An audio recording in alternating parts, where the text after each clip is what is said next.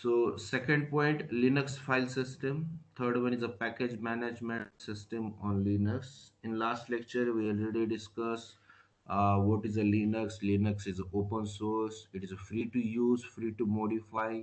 What are the flavors are available? Flavors like SUSE Linux, flavors like Fedora operating system, flavors like Red Hat, flavors like Ubuntu. So like that, how many packages management system is available? We'll discuss. By using which command we can perform operation on Ubuntu, by using which command we can perform operation on Fedora, by which command we will perform basic operations on Red Hat and Ubuntu. Okay, so that information will be stored in a package management system. Fourth one is a command line operations. See, whenever you want to perform operation on Linux, you need to perform on terminal. Terminal is a nothing but a command prompt. By using that, we can perform a operation. So which operation we can perform by using a command line argument or command line terminal? First, locating application, types of locate where, for example, if you want to find some command, if you want to find some files, so locating applications command is used. In that, which command is there, where is command is there, who is command is there. Viewing file, if you want to view a file, I have a n number of files, I want to view the content of that particular file.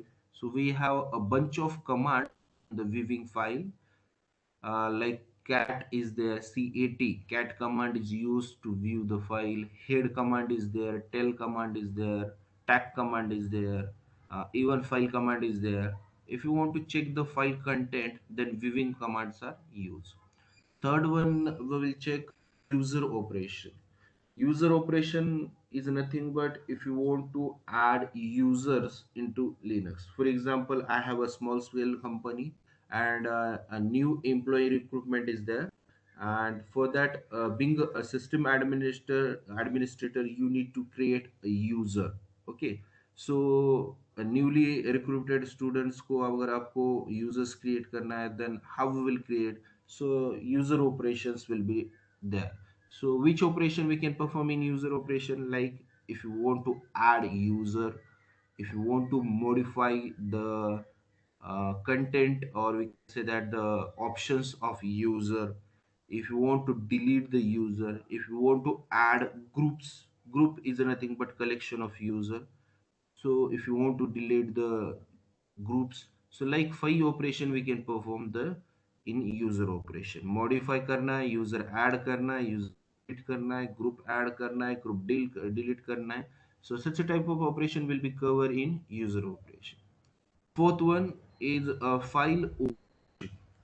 Ownership means, for example, I am a developer and I have allocated some space, and among that space I want to create some files. So I will use file ownership. तो जब भी मैं file create करता हूँ, then I will be owner of that file. I can read that file, I can write that file, I can modify that file or execute that file. So that term called as a ownership. Ownership contains best parameters: read, write, and execute. For example, some other group member wants to access my file, then I will provide a read option only. And some other person जो कि group के अंदर नहीं है, उसको भी मुझे permission देना है. So like I can manage all the permission of my file. See, everything will be handled in the form of directory, and directory and file. So we need to provide a permission. So that permission will be handled in a file ownership section. Fifth one is a file permission. Same ownership. Ownership होने के बाद में permissions जो भी है हमें handle करना है. मोड्स है, and that mode will be handled by change mode, ch mode. Okay. And fourth one is sixth one is a volume mount, unmount. So before that, if you want to mount a volume and unmount, that means if you want to create a partition, so before that you need to handle partitions. So sixth number part will be covered in last section. Okay. So for example, first of all, I want to create a partition. After that, I want to format that partition. After that, I want to create a directory. I want to mount that partition on that particular directory. And after that, I want to save that all the information in configuration file slash etc slash fstab. Okay, so this is the introductory part. ये नहीं समझ में आएगा detail में, ये introductory part है, but just informative रहना चाहिए, मालूम होना चाहिए कि the first locating application is use to locate the files commands. Second, view files is used to view the file content, content of file by using cat command, head command will perform that operation. Third one is a user operation, user related operation. If you want to add the user, remove the user. If you want to add the group, if you want to delete the group, like that. User operation. Ownership, who is the owner of that particular file, how will handle that file ownership. Permission, who can access your file, owner, group member, and other user. And last one is a volume mount and unmount. That section will be covered at the last of Linux. The fifth important task, user में manage कर लिया, file भी create कर लिया, and permission भी manage कर लिया. अभी right now the fifth one is a process. See, everything will be handled by the process. For example, I want to open a Firefox, a certain process which working in background. Okay, so such a type of process we need to handle. Some processes uses a huge amount of resources like processor and RAM. Okay, assume that you have a 4 cores, you have i5 processor or i3 processor. That means you have a 4 cpu. Core is nothing but cpu. Okay, so 4 cpus works parallelly, simultaneously. So processes is nothing monitoring the application. Okay, for example, I open the terminal, a certain background process will be run. For example, I open the Microsoft, the certain process will be work on the background. Even I open the Firefox application, the certain process will be run at the background. So we need to manage that processes, we need to manage that resources, so that all the operations will be performed in the process. So to handle the process, we have two options. First one is a top command, top. By using that, we can manage our processes. So I will show you like how that command will work. Top, I have that options. So we'll discuss detail in later, but here are of Firefox. Where is that? See, these are the process IDs, user value, virtual resource, shared, sleeping mode, CPU percentage, memory, time, and command. We can perform a operation. Just how top command be covered, what are the meaning of top command, what is the meaning use what is a KIB, swap we will cover in last after partition. Partition and swap is the two important will be end of Linux before networking part.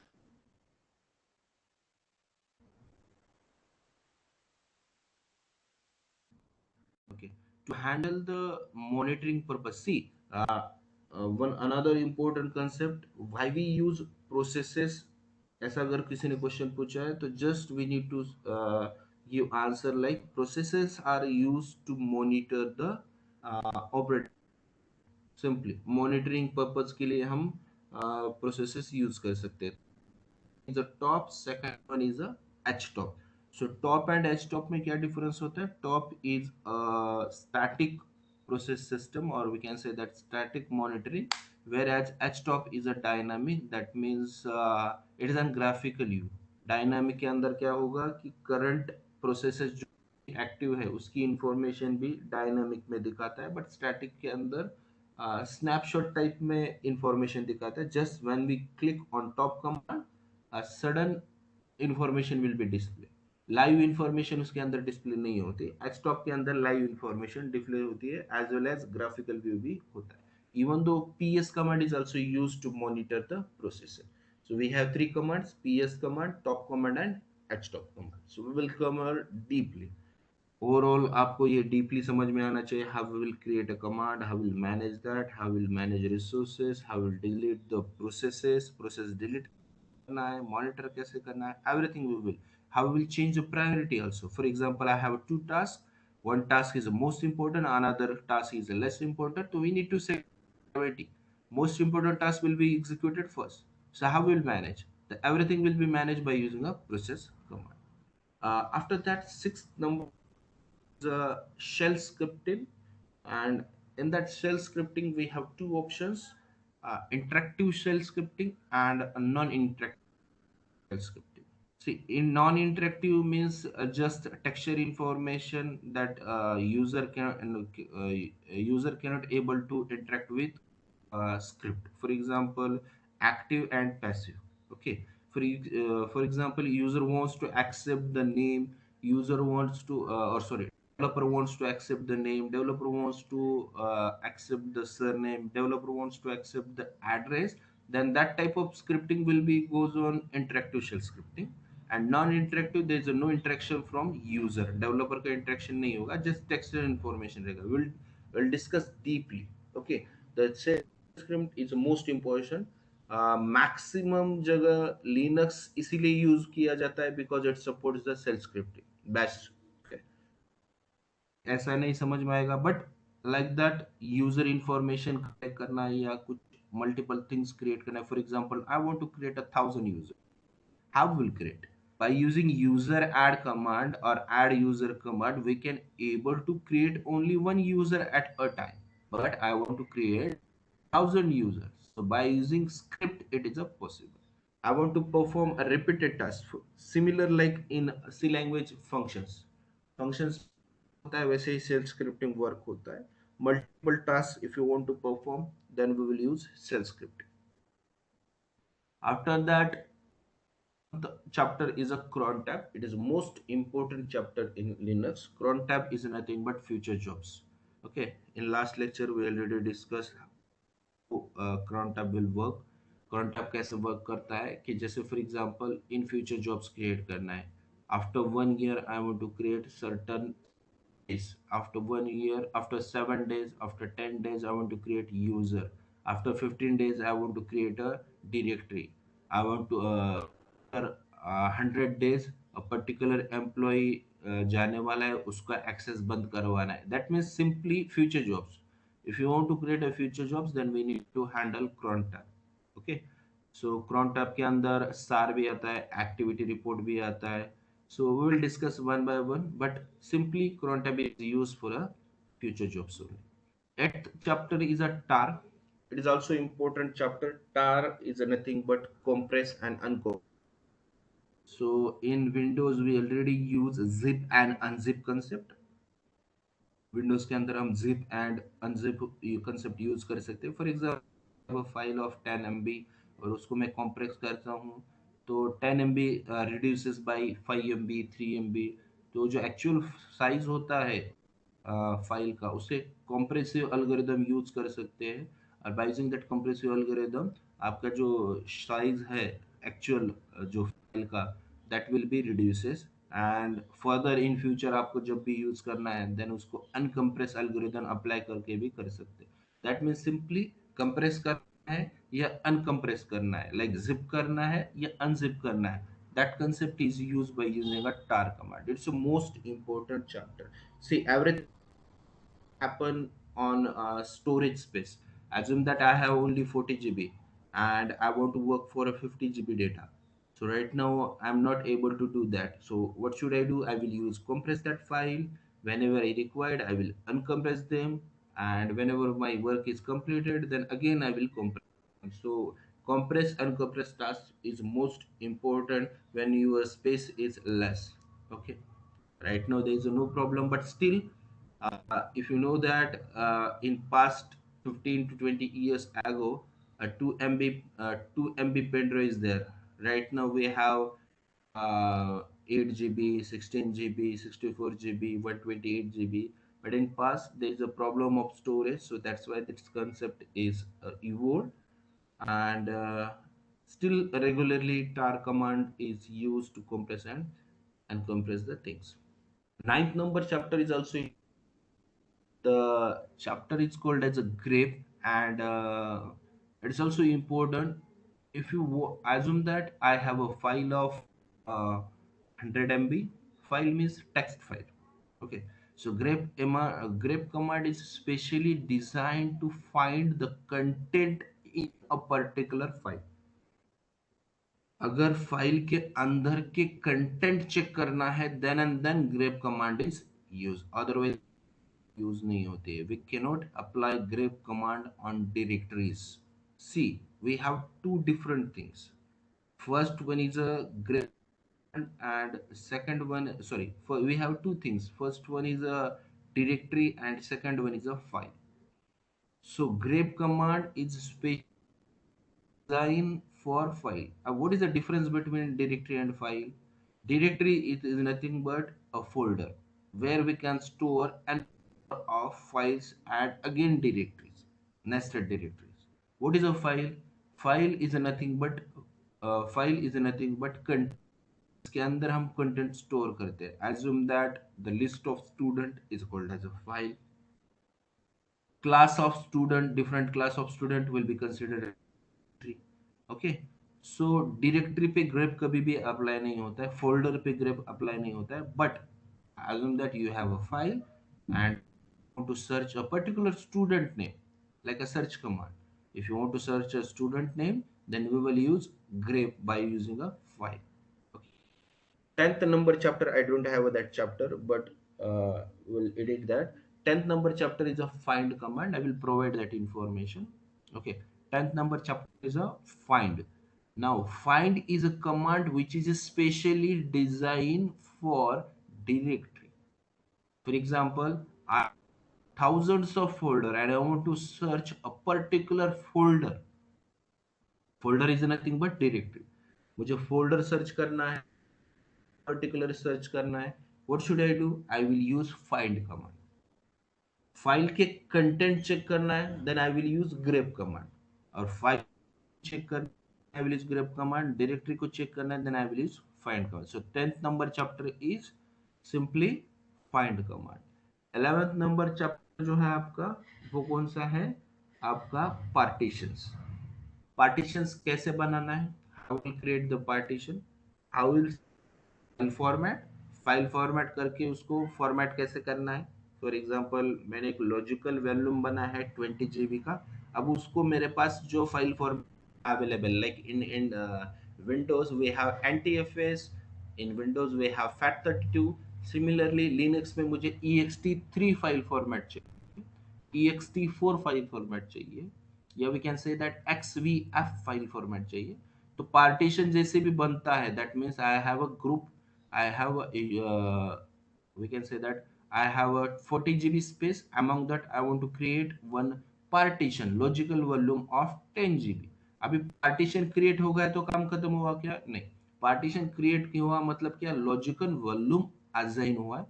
जैसे भी logical volume assign हो गया, then we will apply a file format. File format apply करने के बाद में वो particular logical volume format हो जाएगा.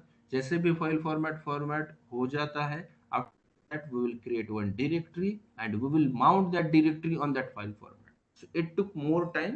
ऐसा नहीं है कि सडनली समझ में आएगा. तो पार्टी जो 10th नंबर का, सॉरी 11th नंबर का चैप्टर है हमारा, 10th नंबर का is a find command and 11th number is a partition.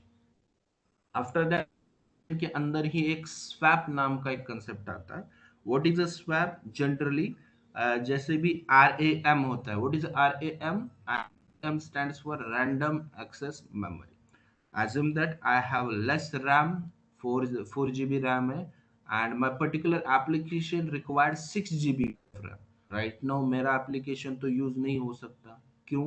Because I have only 4 GB और मेरे एप्लीकेशन को 6 GB लग रहा है. सो ये जो टू डिफरेंस होता है, ये स्वैप से कम किया जा सकता है. दैट मीन्स आपका जो पार्टीशन है, आपका जो हार्ड डिस्क है, स्टोरेज स्पेस, तो वो स्टोरेज स्पेस यूज करके वो additional 2 GB of RAM create करता है, and after that we can use और we can run that particular 6 GB of application. तो ये फीचर भी अवेलेबल है, बट ये फीचर कंप्लीटली स्वैपीनेस में होता है। बट बिफोर दैट आपको डिफरेंस पता होना, random access memory and hard drive, इनकी जो स्पीड के इशू है वो सेम ही रहते हैं। Okay, so we know that कि रैंडम एक्सेस मेमोरी का इनपुट एंड आउटपुट रेट, मतलब for example I have a RAM, उस इनपुट एंड आउटपुट जो रेट होता है वो एक्सेस मतलब ज्यादा होता है as compare to hard drive, but particular application आपका रन हो जाएगा। ये डिटेल में आपको स्वैपीनेस चैप्टर जो 12th नंबर का है, स्वैपीनेस कह सकते हैं इसको या स्वैप मेमोरी कह सकते हैं, ये हम कवर करेंगे 12th चैप्टर में। And the last chapter is networking. Okay, Linux ऐसा नहीं है कि बेसिक ऑपरेशन परफॉर्म करो, नेटवर्क ऑपरेशंस भी आप परफॉर्म होना चाहिए। For example I want to access google.com, तो ये google.com जो वेबसाइट है उसके तरफ जाने के लिए मुझे कितना टाइम लग रहा है, दैट मीन्स आपको होस्ट कितने लगने वाले हैं, इसका इंफॉर्मेशन चाहिए। टोपोलॉजीज है, different types of star topology है, नेटवर्क की मेश टोपोलॉजी है, ये कैसे वर्क होता है, या मुझे कुछ एक्टिविटी रिपोर्ट्स परफॉर्म करना है, तो that also will be done in network. IPs होता है, जैसे मैं अभी right now we are connected through a network, हम सभी अभी नेटवर्क के थ्रू ही कनेक्टेड है, तो कौन से आईपी से कनेक्टेड है राइट नाउ, आपका आईपी कौन सा है। Want to check your IP, just go to the Google, what is my IP, check करोगे, so this is my IP, this is an IPv6। IP में भी दो टाइप है, IPv4 एंड V6। सी यहाँ भी आ गया IPv4 एंड IPv6। इसका full form क्या होता है, internet protocol version 4, internet protocol 6। अब ये डिसएडवांटेज थे IPv4 में, तो वो कवर करके IPv6 right now most of the companies like जो भी ब्रॉडकास्टिंग कंपनीज है like Airtel is there, Reliance Jio is there, Idea Vodafone is there, they are using both protocol, IPv4 use करते हैं, IPv6 प्रोटोकॉल भी use करते हैं। सो ये आई के अंदर भी दो टाइप्स है, इसके अंदर होता है public I and private IP. This is a private public IP, ये जो एग्जांपल आपके सामने दिख रहा है ये पब्लिक आईपी है। पब्लिक आईपी एक ही होता है, सिंगल यूजर को एक ही बार मिलता है, प्राइवेट मल्टीपल टाइम्स होते हैं। जैसे आपने देखा होगा हम वर्डप्रेस के टाइम पे हमने किया था 198 168 10 डॉट समथिंग पे हमारी वेबसाइट जो होती थी वो लोकली होस्ट होती थी। So that type of most important see, इसके अंदर हम आईपी पढ़ रहे हैं, दैट मीन्स लिनक्स में ही यूज होगा ऐसे कभी नहीं होता है। IP will be handled in Windows as well as Linux as OS, so it is an also important, इसलिए मैं वो पार्ट जो आईपी का है वो भी मैंने कवर किया है। And this one is the last chapter of our Linux operating system. So total 13 chapters है, will covered one by one detailed information, and among that अगर in future during the session अगर कोई chapter add भी होता है we will add at the bottom of that index। So this is the basic information of Linux, इतने parts हम create करने वाले हैं। 9th number is a grep, 10th number is a find, and make it note of that, 10th number is a find, 11th number is a partition and file system, 12th number is swappiness, and 13th number is a networking। Okay, so that means total 13 chapters will cover one by one। So now we'll discuss, is it okay, समझ में आ रहा है, एक Yes, sir. Reply. Okay, कुछ doubt है, बस just मैंने introductory part ही दिया है, डिटेल इंफॉर्मेशन नहीं है, जस्ट इंट्रोडक्टरी पार्ट है, but it is very useful. Now according to the first chapter we will start from Linux terminology, कि लिनक्स के अंदर कौन से पार्ट आते हैं। After that viewing file one by one जो भी इंफॉर्मेशन है ऑपरेशन है हम वन बाय वन करेंगे, और आपको ओवरलोड हो रहा होगा तो मुझे इन्फॉर्म कीजिए।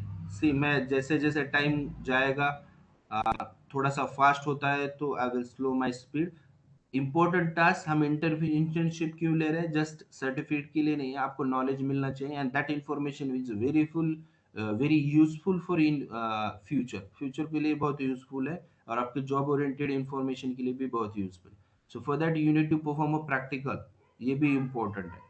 प्रैक्टिकल परफॉर्म करते हो, I will provide a link, even that this lecture is recorded, I will provide that lecture. So those who are not attended today's lecture, they can watch that video. उसके लिए आपको समझ में आएगा। I will provide all the information. Even I have a notes of basic operations. I will provide them. And अगर आपको पसंद आते हैं, then I will create another notes also. Okay. So now we will start the important task. Theoretical part. What is the first one is a theoretical part. What is the Linux terminology, and which parts are covered? The first one is a kernel. A kernel is an important part of Linux. Without kernel, we cannot able to run operating system, Linux operating system. So what is a kernel? Kernel is the brain of operating system. OS stands for operating system. We know that different types of operating systems are available.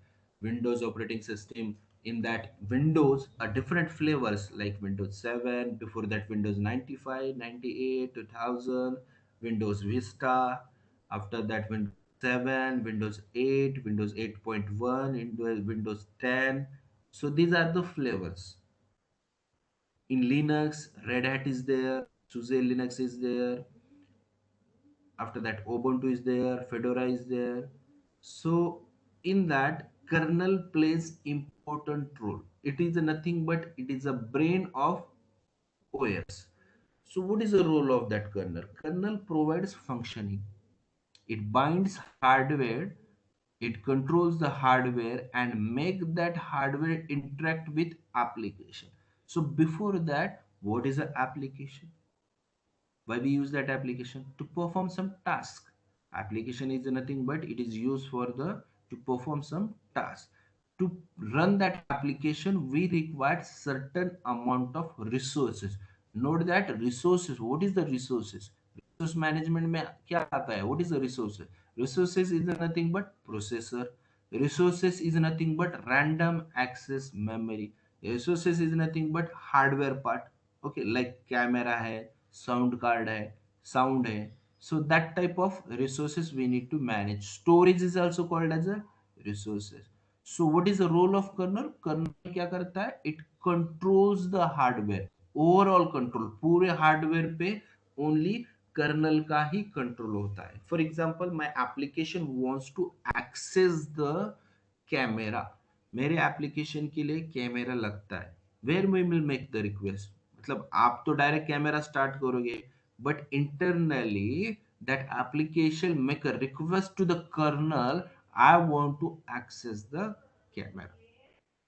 मेरा app camera application use कर रहा है, another एक application है, that application wants to access again camera, but मेरे पास एक ही कैमरा है, and that application, that camera will be accessed by the previous application. Right now second application did not access the camera. Why? Because that particular resources is already utilized by kernel. Kernel ने वो पहला resources और application के लिए utilise कर लिया है, तो सेकंड एप्लीकेशन हो सकता है क्या? अनदर सिनेरियो में देखते हैं. assume that I have a 2 GB of RAM. My application wants to access RAM. मेरे एप्लीकेशन रन करने के लिए मुझे रैम लग रहा है 1 GB, 1.5 GB. assume that I have 2 GB. among that 1.5 GB application is required to execute my task. तो मेरे एप्लीकेशन ने को रिक्वेस्ट कर दिया, कर्नल ने पर्टिकुलर अमाउंट रैम allocate कर दिया, and my application is running now. Second, a further application wants to execute, that application wants to 300 MB of RAM. Again, that second application will make a request to the kernel. I want to access that particular RAM.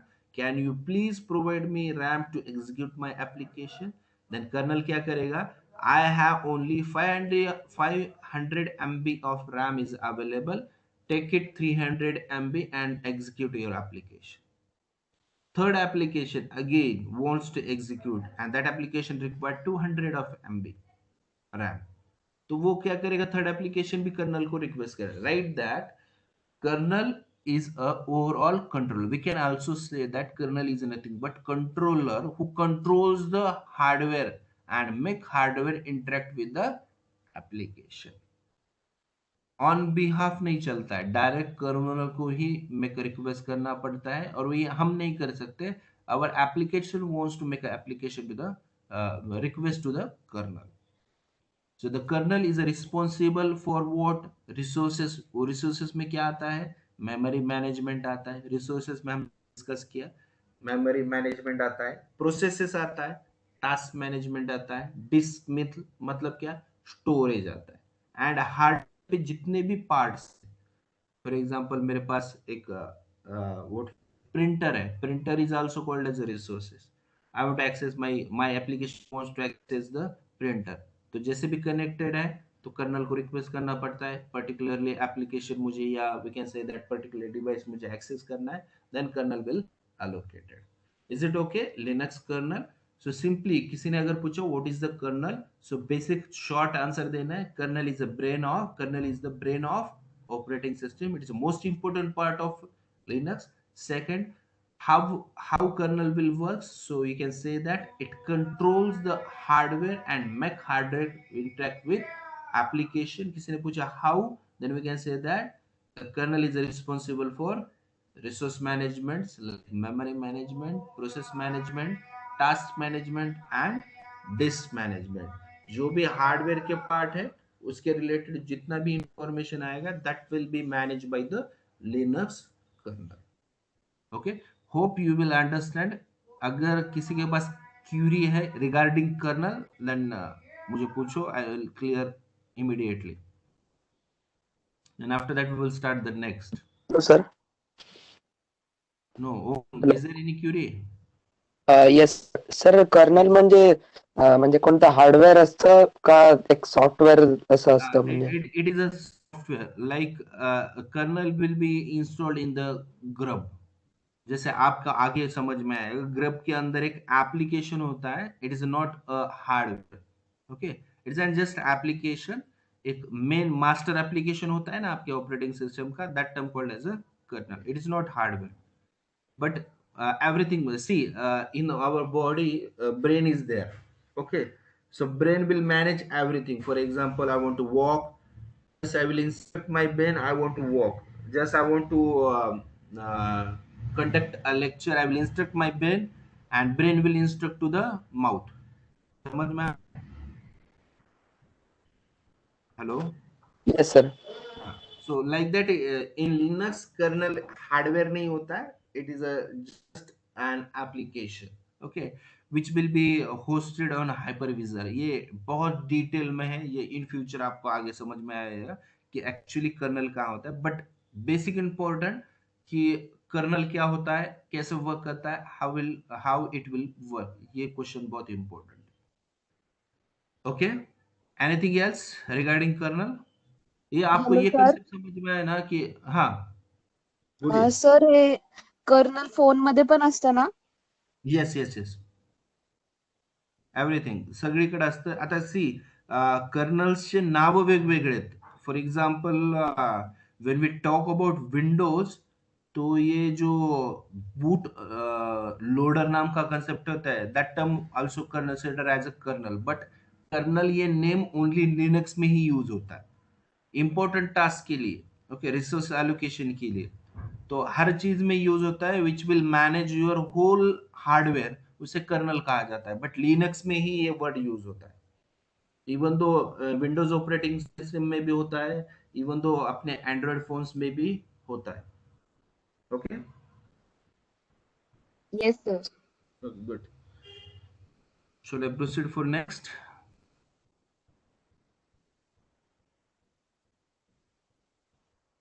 Next. Yes sir. Yes, sir. Okay, okay, समझ में आ गया.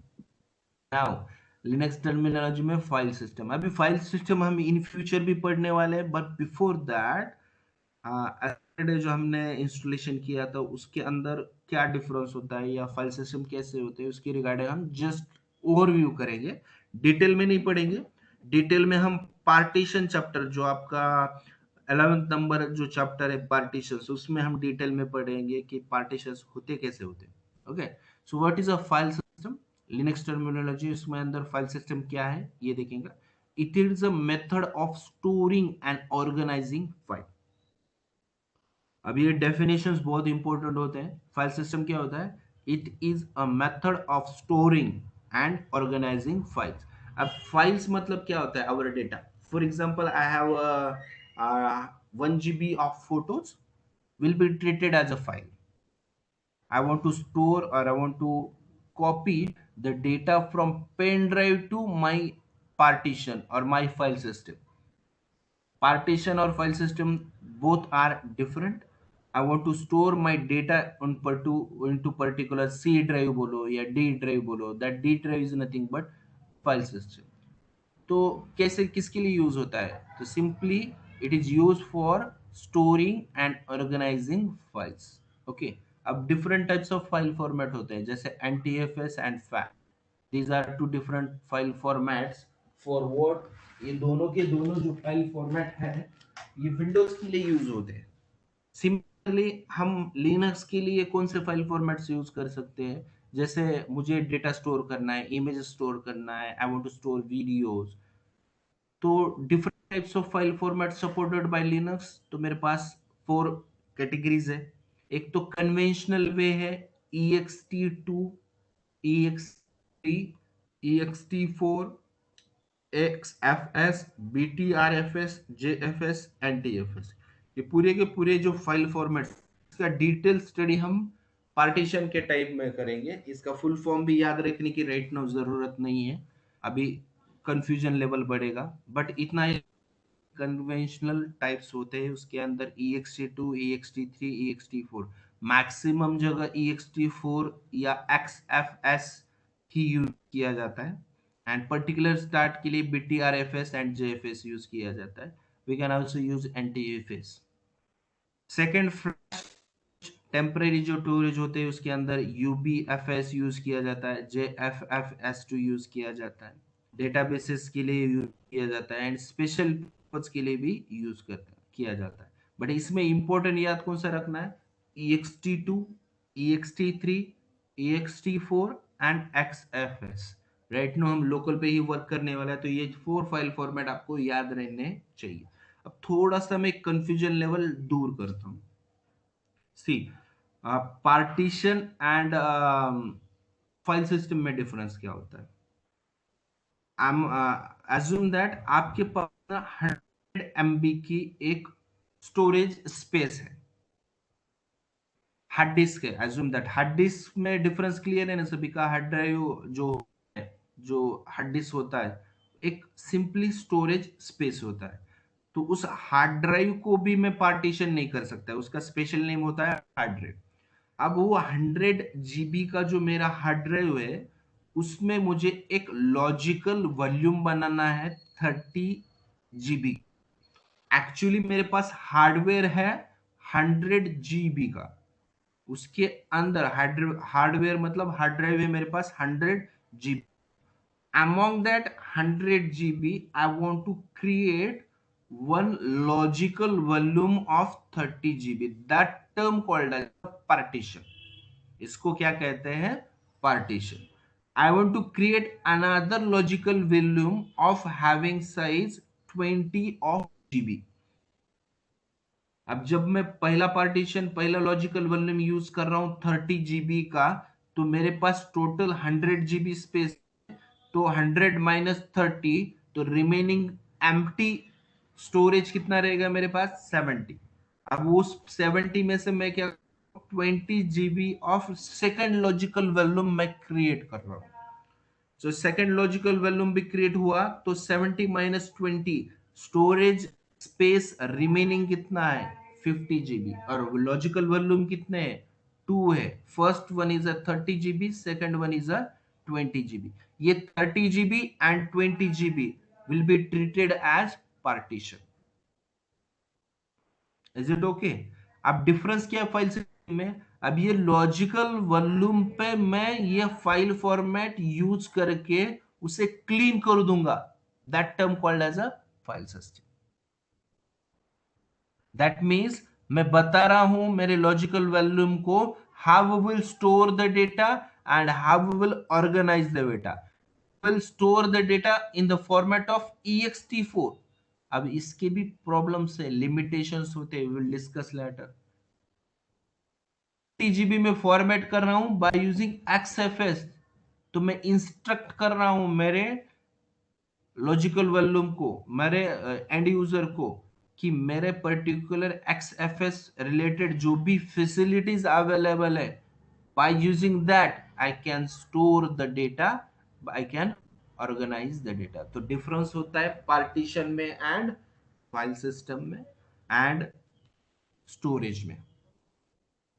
Okay, अभी ये समझ में आया होगा. Hard drive क्या होता है, टोटल स्टोरेज स्पेस क्या होता है, पार्टीशंस क्या होता है. टोटल स्टोरेज स्पेस में से मैं लॉजिकल वॉल्यूम क्रिएट करता हूं, then it will be treated as files, sorry, it will be treated as a partition, and वो पर्टिकुलर पार्टीशन पे मैं फॉर्मेट करता हूं by using ext2 ext3, then it will be treated as file system. पहला partition आएगा और उसके बाद में पार्टीशन पे हम फाइल सिस्टम यूज कर सकते हैं. तो आपको याद इतना ही रखना है इसमें कि what is the difference between file system and partition और लॉजिकल वॉल्यूम. पार्टीशन और logical volume both are same. और कितने टाइप्स के फाइल फॉर्मेट्स अवेलेबल होते हैं, लाइक ext2 याद रखना है, ext3 याद रखना है बेसिक लेवल पे, ext4 भी याद रखना है, एंड XFS इतना ही याद रखना है. बाकी अभी नहीं याद रखा तो भी चलेगा, डिटेल में हम पार्टीशन चैप्टर में क्लियर करेंगे. Right now is there query regarding Linux terminology? File system में और पार्टीशन में लॉजिकल वॉल्यूम में कुछ क्यूरी होगा तो आप यहाँ पूछ लो. Will clear that point and after that we will proceed for next and will make a interactive session. See, ऐसा नहीं होना चाहिए, एक तो कैमरा भी सभी के बंद है, अभी मैं तो नहीं देख सकता बिकॉज प्रेजेंटिंग स्टिल. ऐसा नहीं होना चाहिए कि बैकग्राउंड को अभी ऑनलाइन कनेक्टेड है या ऑनलाइन दिखा रहा है और अपना अपना काम चल रही है या सो रहे. ऐसा नहीं होना चाहिए. So will make a interactive session. Is there any query for Linux terminology, file system and partitions? No, sir. Sir, what does the EXT stands for? Extension, वही बोला मैं. The ext stands for extension. Right now we don't want to know full forms. See, what is the reason behind that? Right now अगर हम ये full form देखें तो फिर और confusion level बढ़ेगा. We will cover these all full forms and full names in a partition chapter, partition के अंदर. Okay, but ext stands for extension. Is it okay?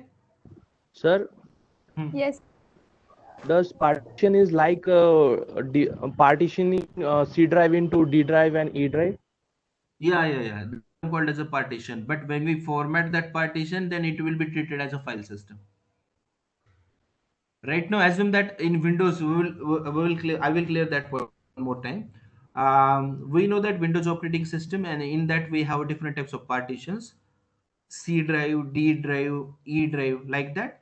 But can I say that D drive is a partition? No, we cannot say that. D drive is right now file system. Okay, so basically क्या होता है कि मेरे पास एक storage space available है, वो storage space को मैं logical volume, that means partition में फर्स्ट ऑफ ऑल कन्वर्ट करता हूं, और एक बार पार्टीशन क्रिएट हो गया तो उसको मैं फॉर्मेट करता हूं, तो वो partition will be treated as a file system. मतलब ये just it is a way, actually उसे पार्टीशन ही कहा जाता है, but it is a way to store and organize files. जैसे अभी एज्यूम दैट ऐसा कभी हो सकता है कि आर्ट एंड कॉमर्स का स्टूडेंट आपकी क्लास में आके बैठे, हो सकता है क्या? Right now it is not possible.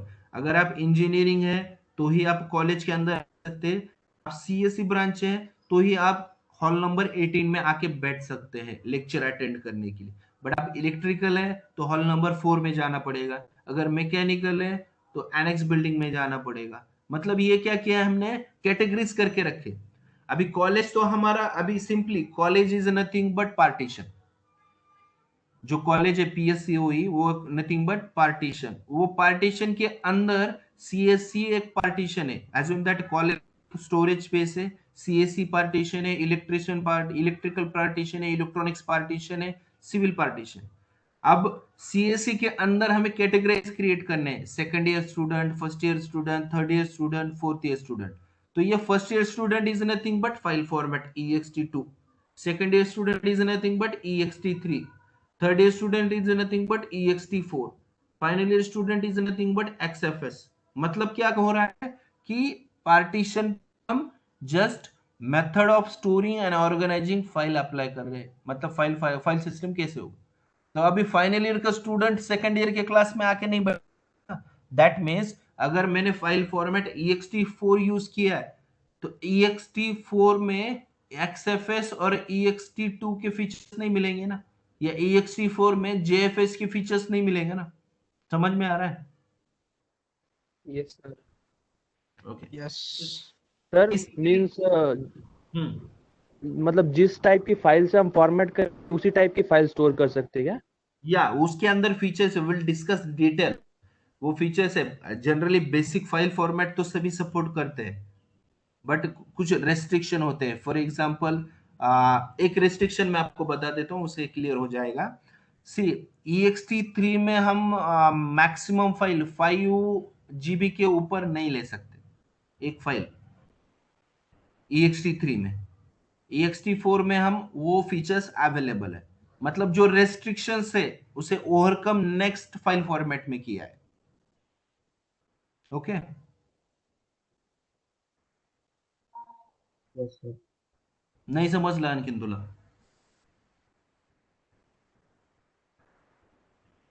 राठोडच है ना? नहीं प्रतीक सर। कौन बोलते हैं? क्वेश्चन किसने पूछा है अभी? Sir me sir. कौन है? Praveen. Yes sir. Okay okay, clear हुआ? थोड़ा सा भी क्लियर हुआ ना? तो आपको ये तो क्लियर हुआ ना what is the difference between file partition and file system? Yes sir. हाँ, दैट्स इनफ राइट नाउ। और ये एक याद रखना है कि एक पर्टिकुलर फाइल फॉर्मेट्स अवेलेबल होगा। Had you heard about NTFS? No sir. आपने पेन ड्राइव यूज किया है कभी? Yes sir. पेन ड्राइव को फॉर्मेट किया है आपने कभी? No sir. अभी right now I don't have a pen drive, नहीं तो अभी आपको लाइव दिखाता था मैं। पेन ड्राइव को फॉर्मेट करके देखो, उसमें ना विंडोज में अगर फॉर्मेट करते हो तो वी हैव टू ऑप्शन।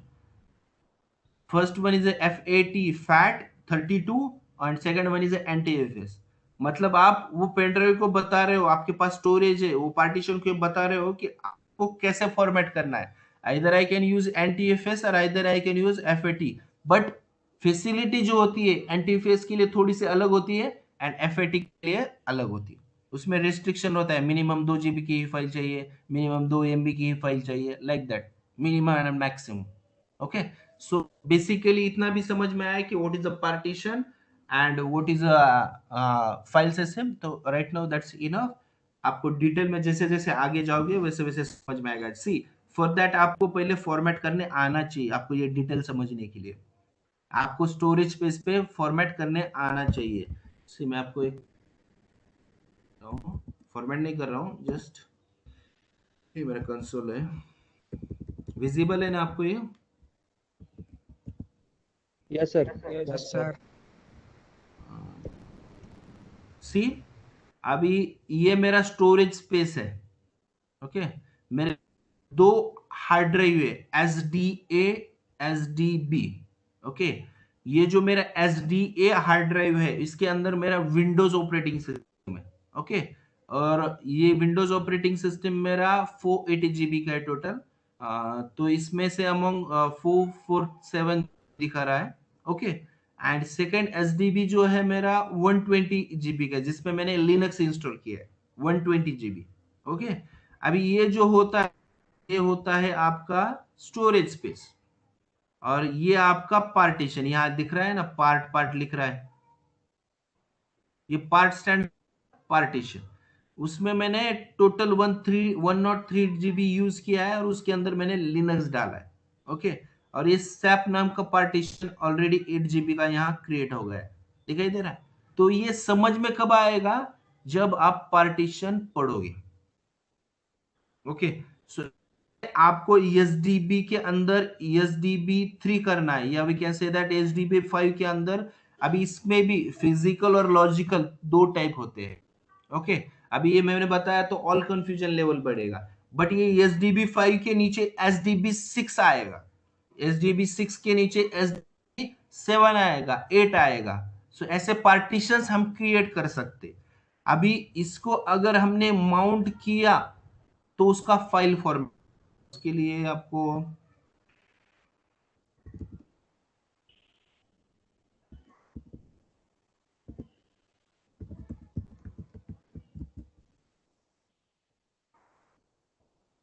एक मिनट, मैं दिखाता हूँ आपको।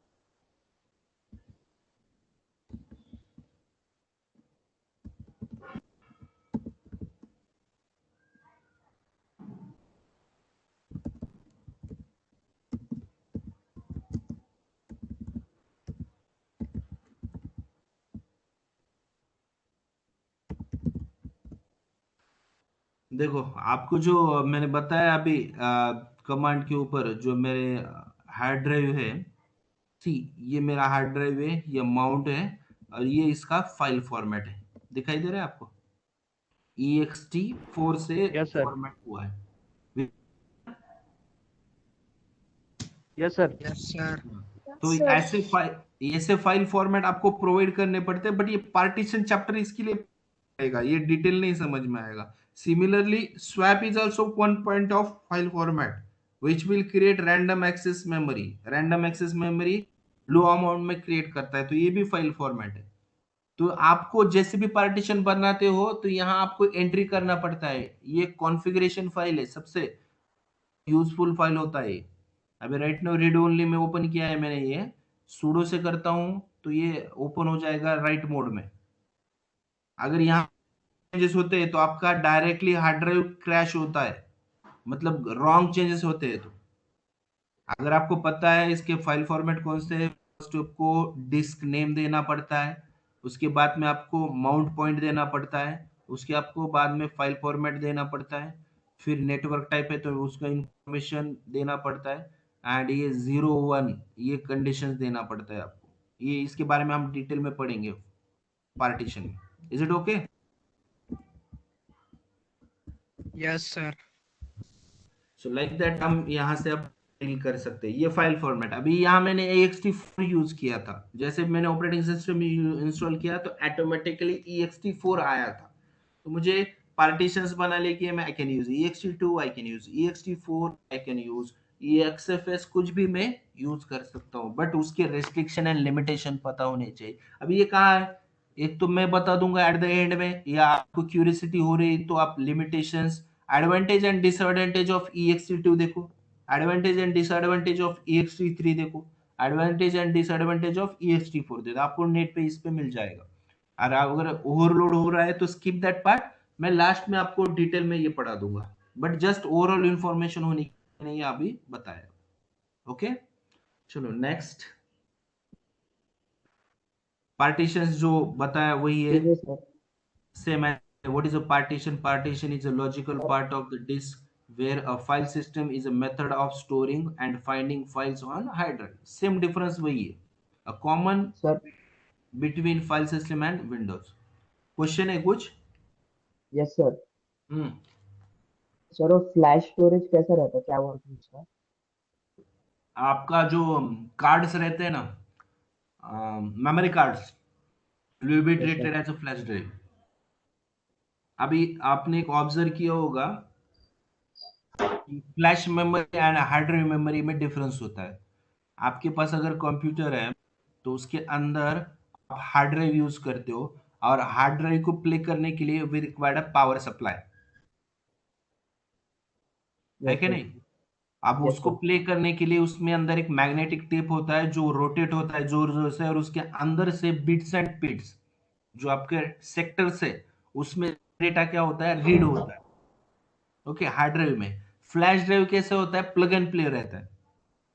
जैसे मैंने मेमोरी कार्ड लिया, मोबाइल में डाला और वो प्ले हो गया, that term called as a plug and play. Okay, sir. Okay, sir flash drive मतलब फ्लैश स्टोरेज तो टेम्पररी स्टोरेज रहता क्या हो मतलब टेम्परेरी ऑटोमेटिकली? स्टोरेज होता है। अभी ये स्टोरेज के अंदर दो टाइप्स होता है, permanent storage and temporary storage. तो सर वो क्या ऑटोमेटिक डिलीट हो जाता है बाद में? ऑटोमेटिकली बूट नहीं, बूट पे रहता है। फॉर एग्जांपल अभी ये डिटेल क्लाउड में रहता है। से अभी आपने सब्जेक्ट निकाला है तो मैं इसकी इंफॉर्मेशन दे देता हूँ। फ्लैश ड्राइव ऑटोमेटिक डिलीट नहीं होता है। For example assume that I have उसे एसएसडी के ना, सॉलिड स्टेट ड्राइव भी कहा जाता है, SSD, solid yes sir. State drive. अब मैंने सिस्टम अप कर दिया है, क्लाउड के अंदर मेरा डेटा ऑन है, मेरा सर्वर ऑन है, तो मेरा डेटा रहेगा। ओके, जैसे भी मैं उसे शट डाउन करता हूं, ओके, या रिस्टार्ट करता हूं, तो जो भी मेरा डेटा उस एसएसडी पे अवेलेबल होता है will be deleted. But hard drive पे ऐसा नहीं होता है। हार्ड ड्राइव में क्या होता है, अगर आपने डेटा रखा है तो उसको, इसमें डिफरेंस भी क्या होता है, हार्ड ड्राइव पे आपने डेटा रखा है, रीबूट किया है, डेटा नहीं जाएगा। बट ये फ्लैशेस पे और एसएसडी पे क्या होता है कि अगर आप रीबूट करते हो तो भी डेटा चले जाता है आपका। और इसमें डिफरेंस क्या है, क्यों यूज किया जाता है एसएसडी?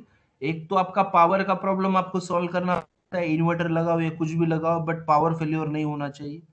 हार्ड डिस्क के इनपुट्स एंड आउटपुट्स बहुत कम होते हैं। मतलब फॉर एग्जांपल हम फास्ट फास्ट टास्क, मुझे फास्ट टास्क कंप्लीट करना है, तो hard drive it took more time, but SSD बहुत जल्दी से ही ये टास्क कंप्लीट कर लेता है, बिकॉज उसके रीड्स एंड राइट्स क्या होते हैं, ज्यादा होते हैं। Okay, okay sir. हाँ, तो आगे चल के समझेगा आपको कि एसएसडी का मैं क्लास सेशन भी ले लेता हूँ इसके अंदर, बेसिक सेशन, अगर हमें टाइम मिलता है एट द एंड में, कि एक्चुअल होता क्या है। बेसिक सेशन, इंफॉर्मेटिव सेशन ले लूंगा मैं, उससे आपको थोड़ा सा आइडिया आ जाएगा।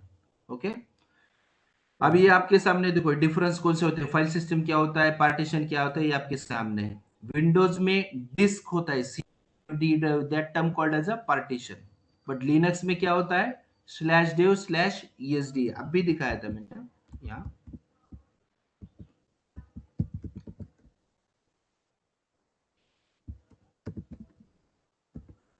सी यहाँ दिख रहा है ये,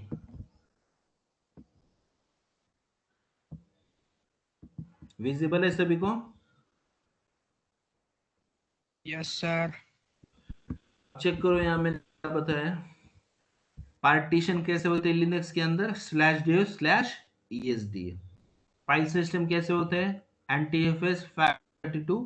यहाँ फाइल सिस्टम क्या बताया, ext3 ext4। अभी डिफरेंस इतना ही है, किसी ने पूछा what is the difference between partition and logical partition and file system, तो उसको इतना ही बताना है, partition is nothing but it is a logical volume, और वो logical part of the disk, volume बोलो पार्ट बोलो वो तरह से। एंड फाइल सिस्टम क्या है, it is a way of storing and finding the files, simply, खत्म बात। माउंटिंग पैरामीटर, माउंट कैसे करते हैं हम, विंडोज के अंदर हम ड्राइव को नाम देते हैं, डी ड्राइव, ई ड्राइव, यहाँ माउंट पॉइंट आपको देना पड़ता है। ओके, अब ये भी हम पार्टीशन के चैप्टर में ही देखेंगे। फॉर एग्जांपल मैंने एबीसी नाम का एक फोल्डर बनाया है, तो मैं एबीसी नाम को फोल्डर को माउंट कर सकता हूँ, बट विंडोज में ऐसा नहीं होता है। विंडोज में लेटर्स ही होते हैं। हम ऑपरेटिंग सिस्टम जहां इंस्टॉल करते हैं will be treated as a C drive, और उसके आगे के ड्राइव फिर ऑटोमेटिकली क्रिएट होते हैं, आपको चाहिए होगा। नंतर उसके बाद में base folder Wear OS is stored. Base folder म्हणजे ओएस कहाँ स्टोर्ड होता है, विंडोज में सी ड्राइव पे ओएस स्टोर्ड होता है, एंड लिनक्स में पार्टीशन पे होता है। अगर ये सेम यहाँ देखो, आपको दिखाई देगा कहाँ इंस्टॉल होता है लिनक्स। ये जो स्लैश दिखाई दे रहा है यहाँ आपका क्या हो गया है, लिनक्स इंस्टॉल्ड है। बट सी यहाँ विंडोज में देखोगे तो वो कहाँ इंस्टॉल होता है, सी ड्राइव पे। ओके, सो ये डिटेल में क्या है, लिनक्स में file system and partition. Clear है यहाँ तक? Yes sir. सर। ओवरलोड नहीं हो रहा है ना? No sir. Okay good. Now boot process. Before that मुझे क्वेश्चन पूछना था, किसी को बूट के बारे में कुछ इंफॉर्मेशन है क्या? बूटिंग के बारे में कुछ इंफॉर्मेशन है, कैसे बूट होता है? किसी ने फॉर्मेट, अभी तक किसी ने पीसी फॉर्मेट किया है क्या, पीसी या डेस्कटॉप? Yes sir. हाँ, कौन है आप, नाम क्या है आपका? ऋषिकेश। ऋषिकेश, पीसी फॉर्मेट केलेलं आहे तू? हो सर. ओके, कोणते ऑपरेटिंग सिस्टम इन्स्टॉल केलेली आहे? सध्या उबुंटू डीडीई इन्स्टॉल केलेलं आहे. उबुंटू इन्स्टॉल केलं होतं. ओके, कसं केलंस? फर्स्ट पहिले ऑफ ऑल आयएसओ इमेज घेतली फर्स्ट ऑफ असेल, बूटिंग इन्फॉर्मेशन बनवली असेल. Yes sir. ओके, फिर आपने पर्टिकुलर बूट करते समय पार्टीशन बनाए होंगे. Yes sir. Okay, same thing. Anything else, कुनी और दूसरे किसी ने किया है? अगर किसी ने फॉर्मेट किया है तो उसको ये कंसेप्ट बहुत अच्छे से समझ में आएगा, इसलिए मैं पूछ रहा हूँ. और राइट नाउ अब हम कंप्यूटर इंजीनियर, तो ये बेसिक बेसिक चीजें हमें आनी चाहिए. समझ में आ रहा है मैं क्या कर रहा हूँ? इसलिए आपको डिटेल में समझने के लिए आपको प्रैक्टिकली परफॉर्म करना पड़ेगा. Okay, I will try. These are the processes. Actual system का जब हम पावर ऑन करते हैं तब से तक कैसे वर्क होता है, ये पूरा बूट प्रोसेस में बताया है. ओके, ये पूरी की पूरी बूट प्रोसेस है. फर्स्ट पावर ऑन किया, उसके बाद में बायोस में गया. बायोस सुना होगा सबने, बेसिक इनपुट आउटपुट. ये सिंपल एक सेल पे ही चलता है कंटिन्यूअसली, इसीलिए हमारा सिस्टम बंद होने के बाद में भी एक्यूरेट डेट एंड टाइम बताता है. ओके, ये छोटे से सेल पे वर्क होता है BIOS, basic input output switch बोलते हैं इसको. उसके बाद में फिर बायोस से एमबीआर में जाता है. एमबीआर में boot loader, boot loader Windows में, ग्रब लिनक्स में. फिर ग्रब के अंदर, जैसे ओम ने पूछा था, ये कर्नल हार्डवेयर है क्या, ना ये सॉफ्टवेयर है, ये कर्नल पे चले जाता है. फिर इनिशियलाइजेशन होता है. फिर बाइनरी, सिस्टम बाइनरी, एसबिन मतलब सिस्टम बाइनरी फाइल्स होते हैं. फिर कमांड शेल आता है. एंड लास्ट में x Windows, that means graphical user. X stands for graphical. Okay, x Windows मतलब ग्राफिकल आता है. अब ये पूरे के पूरे स्टेप्स है. कैसे? जैसे मैंने पावर ऑन किया तब तक मेरे विंडो सामने ग्राफिकल जब तक नहीं आता तो ये प्रोसेस चलते रहते. जैसे मैंने स्टार्ट किया है तो अभी इसके अंदर हम वन बाय वन करेंगे. What is a boot process? The Linux boot process is the procedure for initialising the system. अब बूट प्रोसेस के अंदर क्या होता है, जैसे इनिशियलाइज करना है सिस्टम को, मुझे स्टार्ट करवाना है, तो वो इनिशियलाइज करने के लिए मैं बूट प्रोसेस यूज करता हूँ. It consist of everything that happens from when the computer power is on.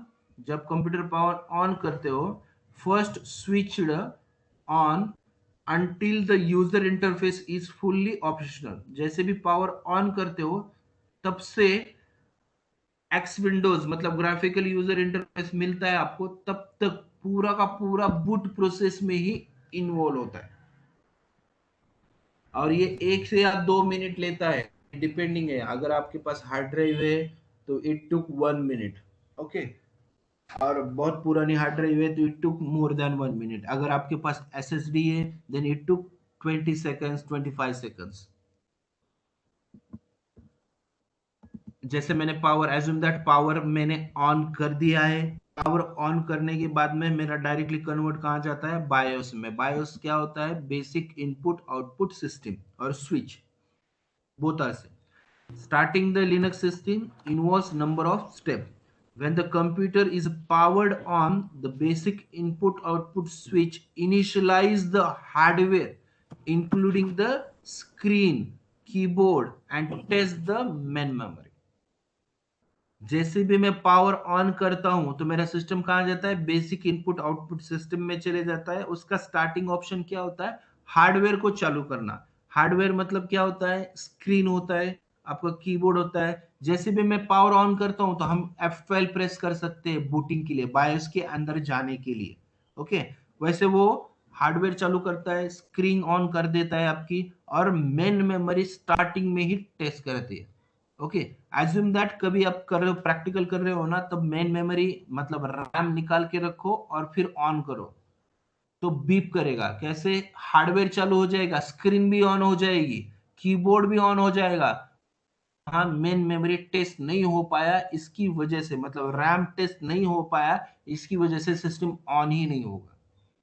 तो बेसिक नीड है, जब आपका एप्लीकेशन स्टार्ट होता है, फॉर दैट एप्लीकेशन आपको मैंडेटरी थिंग है कि ये 3 चीज चालू होनी चाहिए। एक तो आपका हार्डवेयर चालू होना चाहिए, उसके अंदर आपका स्क्रीन चालू होना चाहिए डिस्प्ले की, वो डिस्प्ले पे जो भी आ रहा है उस पे फंक्शनिंग करने के लिए आपका कीबोर्ड चालू होना चाहिए, और वो दोनों को कोलैटरल कलेक्ट करके आपकी मेमोरी भी चालू होना चाहिए, बिकॉज आपको टास्क परफॉर्म करना है। If you want to perform any task, memory is a mandatory. Okay, assume that आपके पास 2 GB ऑफ पेन ड्राइव और पूरा फुल है, उसके अंदर मुझे फिर फोटो मूव करना है, पर पेन ड्राइव तो फुल है, तो मूव हो सकते हैं क्या? नहीं। अगर डेटा फुल है तो मेमोरी मूव, फोटो मूव हो सकते हैं क्या? नहीं हो सकते। तो simply BIOS system is used to initialize the system, initialize the screen, initialize the keyboard, and test the memory. समझ में आया? बायोस कुछ क्यूरी है बायोस में, basic input output switch system. अभी ये विंडोज में भी सर ऐसे ही वर्क होता है। सर हम बायोस अपग्रेड कर सकते हैं क्या? यस यस यस, इसके फ्रेमवर्क्स आते हैं, जैसे भी अभी डेल है, या we can say that Compaq है, एचपी है, ये फ्रेमवर्क अपडेट करते हैं। अभी मेरा 10 का डेल का है, तो A10 नाम का फ्रेमवर्क मैंने इंस्टॉल कर लिया, बायोस अपग्रेड कर सकते हैं। बायोस में अपग्रेड करना, ओल्ड बायोस में और न्यू बायोस में डिफरेंस क्या है? एडिशनल फीचर्स ऐड किए जाते हैं, बायोस अपग्रेड कर सकते हैं। ओके, अभी ये ओके थ्योरेटिकल सर। क्वेश्चन है, इंटरव्यू में क्वेश्चंस पूछे जाते हैं। बायोस ऐसा क्वेश्चन पूछा तो आपको आना चाहिए। सी, मुझे कमांड आ रहा है, मैं कॉपी कर सकता हूँ, पेस्ट कर सकता हूँ, मैं फाइंड कर सकता हूँ, I can create user, but I don't know the basic output, input output मुझे पता ही नहीं। मुझे पता ही नहीं है कि कर्नल क्या होता है, मुझे पता ही नहीं है कि ग्रुप क्या होता है। ऐसा नहीं चलता है। जिस सिस्टम में काम कर रहे हो वो सिस्टम का पूरा इंफॉर्मेशन आपको होना ही चाहिए। तो किसी ने अगर बायस पूछा तो फर्स्ट ऑफ ऑल उसको ओनली फुल फॉर्म बताना, what is bias? Basic input output system. उसके बाद में उसका नेक्स्ट क्वेश्चन आएगा कि क्या फंक्शन करता है, तो उसे बताना है it is used to initialize the screen, keyboard, and test the memory. खत्म हो गया बायस फिर। ओके, क्लियर है? जागे आहेत का झोपले? Yes sir. हा ना, सकाळचा टाइम आहे त्याच्यामुळे झोप जास्त येते। आपले 40 जणांनी रजिस्ट्रेशन केले, 20च जण लेक्चर करता, है की नाही? Okay, then next important part MBR, ये बहुत यूजफुल होता है, मास्टर बूट रिकॉर्डर, जिसके अंदर हमारा ऑपरेटिंग सिस्टम का फर्स्ट सेक्टर स्टोर होता है पार्टीशन। ओके, बूटेबल ड्राइव भी कहा जाता है। यहाँ आपको स्क्रीन पे दिखाएगा MBR stand for master boot recorder, और ये पार्टीशन है। Assume that I have 3 partition, partition 1, partition 2, partition 3। Partition 1 में मेरा ऑपरेटिंग सिस्टम इंस्टॉल है, तो वो इंस्टॉल जहां भी रहता है उसका फर्स्ट सेक्टर जो होता है वो क्या होता है? बूटेबल होता है, उसे also called as a boot loader. So boot loader consider first sector of operating system. अभी ये सेक्टर क्या होता है? जैसे बिट्स एंड बिट्स के बारे में पता है किसी को? जो भी डेटा है, आपने सीडी ड्राइव देखा होगा ना, सीडी देखा होगा ना, राउंड सीडी जो होता है, उसके अंदर ऐसा डेटा जो स्टोर होता है ना, राउंड फॉर्मेट में स्टोर होता है, सर्कल टाइप में।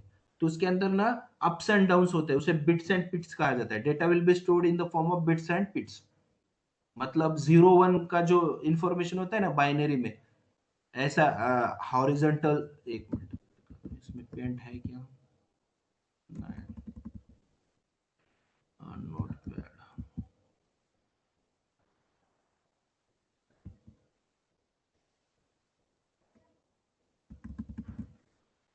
पेंट चाहिए था, इसमें पेंट नहीं है।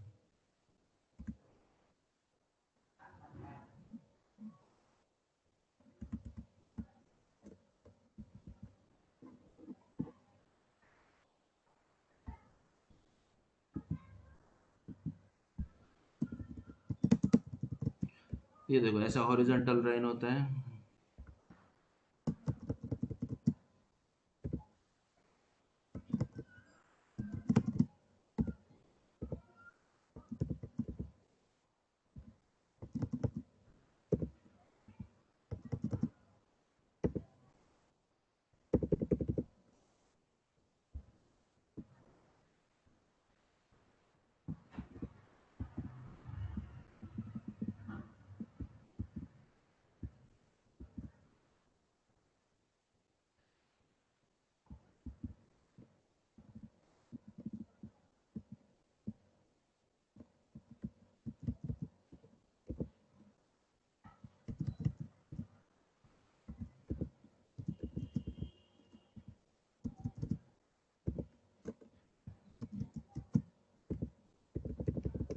ऐसे डेटा स्टोर होता है, ये 1 होता है,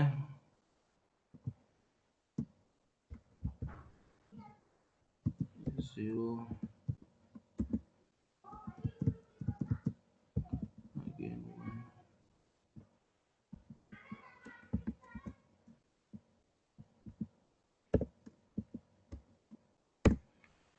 सी ऐसे डेटा आपका स्टोर्ड होता है, इसको बिट्स एंड बिट्स कहा जाता है। इसके हिसाब से आपका डेटा स्टोर्ड होता है। तो ऑपरेटिंग सिस्टम जैसे भी इंस्टॉल्ड हो गई तो इसकी इंफॉर्मेशन एमबीआर के अंदर होती है, मास्टर बूट रिकॉर्डर है। ये मास्टर बूट के रिकॉर्डर के अंदर बूट लोडर नाम का एक कंसेप्ट होता है, बूट लोडर। ओके, ये बूट लोडर, और ये बूट लोडर के अंदर क्या होता है, आपका कर्नल होता है। Okay, kernel. अभी ये लिनक्स के अंदर बूट लोडर को ग्रब कहा जाता है, GRUB, और विंडोज के अंदर इसे बूट लोडर कहा जाता है। ओके, लिनक्स के अंदर भी कभी कभी इसके बूट लोडर भी कहा जाता है या ग्रब भी कहा जाता है, पर मैक्सिमम 99% उसे ग्रब ही कहा जाता है। उसके अंदर कर्नल होता है। तो कर्नल का काम क्या होता है, रैम बेस्ड फाइल सिस्टम को और मेमोरी को टेस्ट करके इनिशियलाइजेशन कर दो। ओके, सो इसमें इंपॉर्टेंट याद कर रखना है आपको, what is MBR. MBR start for master boot recorder. Okay, तो एमबीआर के अंदर बूट लोडर का रोल क्या होता है, boot loader will be stored first sector of operating system.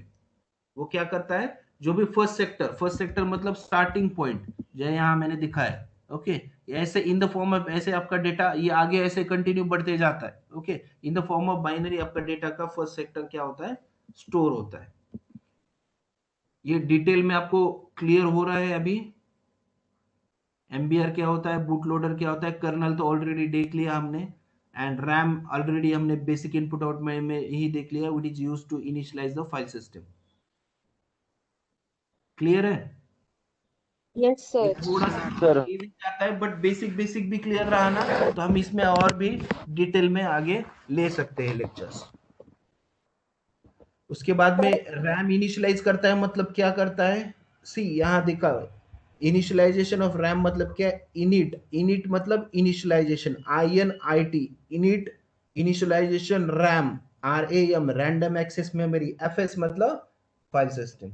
Okay, initialization of RAM on file system. उसके अंदर क्या होता है, प्रोग्राम्स, ऑपरेटिंग सिस्टम होंगे या डिफरेंट टाइप्स ऑफ टास्क हो गए, और उसके बाइनरी फाइल्स हो गए। बाइनरी फाइल्स मतलब क्या है, in the form of zeros and one के जो फाइल्स है, उनके टास्क कौन से होते हैं, कि mount proper root file system, mount करना है प्रॉपर फाइल सिस्टम स्लैश पे, प्रोवाइड कर्नल फंक्शनलिटी, कर्नल के जो भी फंक्शनलिटी, कर्नल को हमने अभी पढ़ा था, it is the brain of operating system which is used to handle the hardware and manage the resources, locating devices, devices जितने भी होगा, फॉर एग्जांपल प्रिंटर होगा, कैमरा होगा, जितने भी डिवाइसेस हो गए उनको लोकेट करना है। Locating drivers and load them, devices locate करने के बाद में उनके ड्राइवर होते हैं। Driver is nothing but a particular application, by using that application we can run that क्या बोलते हैं उसको, डिवाइसेस। डिवाइसेस हम रन कर सकते हैं। जैसे प्रिंटर है, प्रिंटर डायरेक्टली कनेक्ट करने के बाद में रन होता है क्या? नहीं, उसके लिए उसको हमें क्या करना पड़ता है? We need to install the driver of that printer. Camera है, कैमरा हम डायरेक्टली यूज कर सकते हैं क्या? No, we need to install the driver of that camera. So ये ऑपरेशन है। Checking for errors in root file system, अगर main memory dump होती है या वर्क नहीं होती है या कुछ प्रॉब्लम्स आते हैं तो एरर्स है क्या नहीं ये फाइंड आउट करने का काम भी इनिशियल रैम डिस्क में होता है। ओके, जैसे अब स्टार्टिंग में मैंने पावर ऑन कर दिया तो बेसिक इनपुट आउटपुट स्टार्ट हो गया, basic input output system on हो गया। Basic input output system on होने के बाद में टास्क कौन से परफॉर्म हुआ? आपका स्क्रीन स्टार्ट हो गया, आपका कीबोर्ड स्टार्ट हो गया, आपकी मेमोरी स्टार्ट हो गई। फिर उसके बाद में बूट लोडर के अंदर का फर्स्ट सेक्टर लोड हो गया। फर्स्ट सेक्टर के अंदर क्या होगा? इनिशियल रैम डिस्क रन हो गई, उसके अंदर programs and binary files execute हो गए। जैसे भी programs and final binary files execute होते हैं तो ये नीचे के जो टास्क है ये परफॉर्म होना स्टार्ट होता है। पर्टिकुलर माउंट हो गया, फिर कर्नल की फंक्शनलिटी आ गई, लोकेट डिवाइस हो गए, ड्राइवर इंस्टॉल हो गए। अगर कोई एरर है तो वो आपके स्क्रीन पे डिस्प्ले हो जाएंगे, जो भी एरर्स है आपके। ओके, ये यहाँ दिया है आपको बेसिक्स सर सर ग्रब आणि गिटहब मध्ये डिफरन्स आहे का? कशामध्ये ग्रब आणि गिटहब. डिफरन्स आहे? GitHub is a repository which is use to store your data. तुमचा डेटा वगैरे स्टोअर करण्यासाठी गिटहब, हे दोघंही डिफरंट आहेत, ग्रब आणि गिटहब। गिटहब हा रिपोजिटरी आहे आणि ग्रब मध्ये तुमचं बूट लोडरचं फर्स्ट सेक्टर स्टोअर होतं, कर्नलची इन्फॉर्मेशन ग्रब मध्ये असते। आता कधी कधी काय होतं माहिती का, काही जर चेंजेस झाले आणि ग्रब जर डिलीट झालं किंवा ग्रबचा जर डेटा मिस झाला तर तुमची ऑपरेटिंग सिस्टम लोड नाही हो। बिकॉज आपण काय सांगितलं, ग्रब मध्ये काय असतं? कर्नल, आणि kernel is use to manage everything. जर कर्नलच बंद असेल तर तुमची ऑपरेटिंग सिस्टम चालू होईल का? नाही। तो both terms are totally different, कुछ भी मीनिंग नहीं है सेम उसमें। ओके, ओनली जी सेम है उसका नाम में, गिटहब में जी आता है और ग्रब में भी जी आता है। सो बोथ आर डिफरेंट, कुछ भी मीनिंग नहीं उसमें। तो यहाँ मैंने स्टेप्स दिए, वही स्टेप्स हैं। सी, पावर ऑन किया, बायोस में गया, फिर एमबीआर में गया, फिर बूट लोडर ग्रब में गया, अब कर्नल के पास है हम, कर्नल के अंदर फिर रैम इनिशियलाइज हो रही है आपकी यहाँ। ओके, ये बाइनरी फाइल्स, बिन फाइल्स कहते हैं इसको।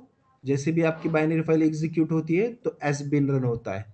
एस बिन मतलब क्या होता है? System binary, binary and system binary.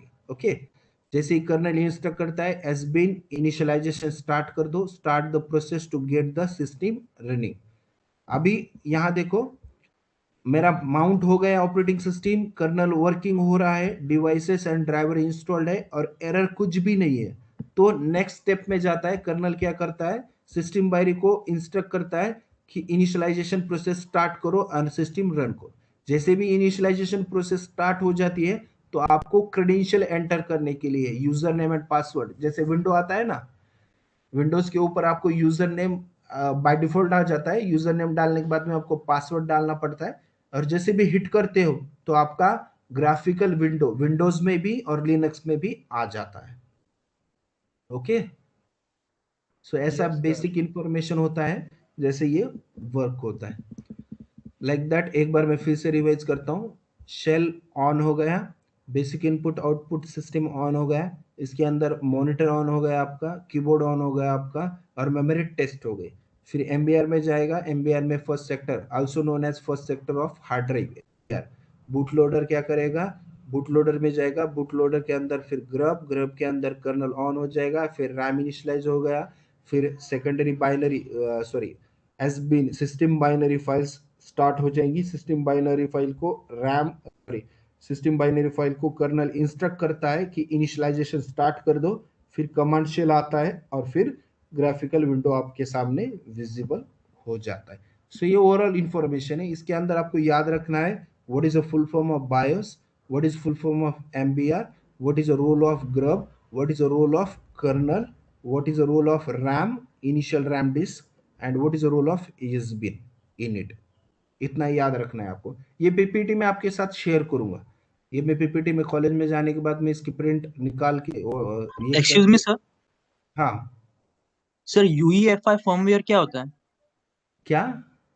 UEFI firmware क्या होता है? UEFI yes sir.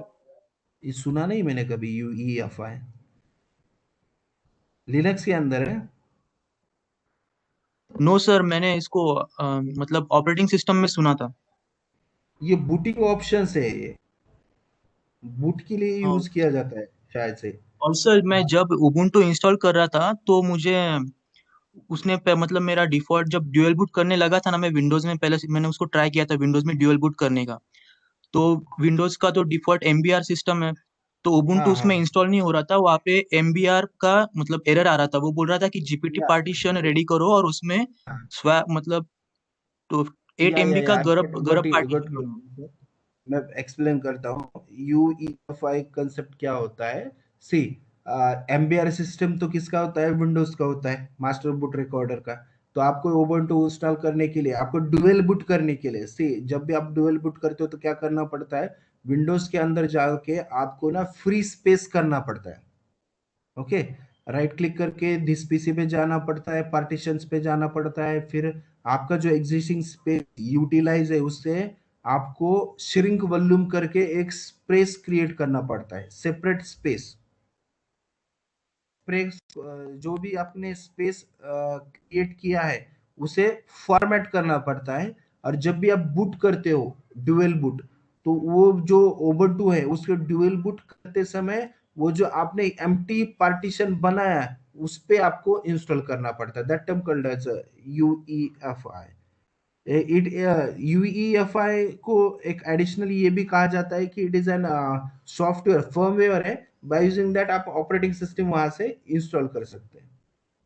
और वो बायोस में उसके लिए सेटिंग्स भी अवेलेबल होता है. बायोस के अंदर वो सेटिंग्स भी, उसका भी मैं आपको डिटेल में बता देता हूँ. वो जो आपका स्क्रीन रहेगा मैं आपके ग्रुप पे शेयर करता हूँ. बायोस की स्क्रीन जो होती है ना, बायोस के अंदर जाने के बाद में उसको पार्टीशन को ऑन करने के बाद में आप डुअल बूट कर सकते हो. But right now I will suggest कि मत करो, क्योंकि आपको डिटेल में नहीं पता है. तो डुअल बूट करते समय अगर कुछ गलती हो गई ना तो आपका विंडोज भी चले जाएगा और उबुंटू इंस्टॉल भी नहीं होगा. ऐसा होगा. सो इसलिए मत करो राइट नाउ. उसका भी प्रैक्टिकल हम ले डुअल बूट कैसे करते हैं, या कॉलेज में जैसे भी अभी कॉलेज ओपन हो सकता है वैसे भी मैं लाइव उसका डुअल बूट करके दिखाऊंगा. Okay okay sir. या सो अब यहाँ थ्योरेटिकल पार्ट में यही हम क्लोज करते हैं आज का सेशन. एंड टुमारो ये इतना एक पार्ट, ये tomorrow will Linux file systems और उसके रिलेटेड जो भी डिस्कस है वो टुमारो करेंगे. क्योंकि ये अभी पढ़ाने को कुछ नहीं, बट ये ज़्यादा थ्योरेटिकल ओवरलोड हो गया है तो कंसेप्ट मिस हो सकते हैं. ओके, तो इसका रिकॉर्डिंग में आपको कॉलेज में जाने के बाद में ये पूरा लेक्चर्स के जो रिकॉर्डिंग है आज जितना भी पढ़ा है ये मैं आपको यूट्यूब पे अपलोड करूंगा, या ये जो भी डाउनलोडेबल इजी फाइल होगा व्हाट्सएप या ग्रुप पे या ड्राइव पे मैं आपको शेयर करूंगा. स्टिल किसी को क्यूरी है? Yes sir. Hello sir. हाँ सर म्हणजे विंडोज मध्ये मी जेव्हा पण पाहतो तेव्हा म्हणजे जे विंडोजचा OS चा जो डेटा असतो तो C पासून स्टार्ट होतो सर. मग